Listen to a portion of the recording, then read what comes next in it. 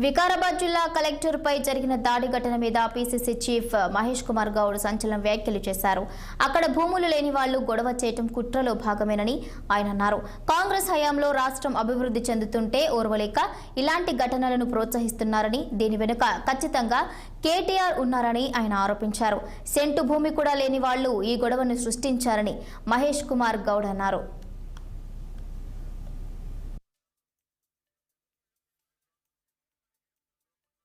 రామారావు గారు అధికారం కోల్పోయినటువంటి బాధ సహనంలో ఎక్కడికక్కడ వారి కార్యకర్తలను రెచ్చగొడుతూ ప్రభుత్వం చేపడుతున్నటువంటి అభివృద్ధి కార్యక్రమాల్ని అడ్డుకోవడమే లక్ష్యంగా ముందుకు పోతా ఉన్నారు. మనం హైదరాబాద్ విషయంలో చూసాం, మూసీ విషయంలో చూసాం.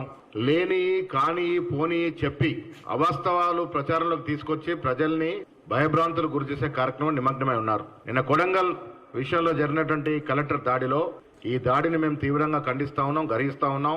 ఏ అధికారైనా ప్రభుత్వ కార్యక్రమాల్లో నిమగ్నమై ఉంటారు. అధికారులను అడ్డుకోవడం, అధికారుల మీద దాడి చేయడం అనేది చాలా హేయమైన చర్య. దీనికి శిక్ష తప్పదు. కేటీఆర్ నువ్వు శిక్ష ఫేస్ చేయాల్సిందే.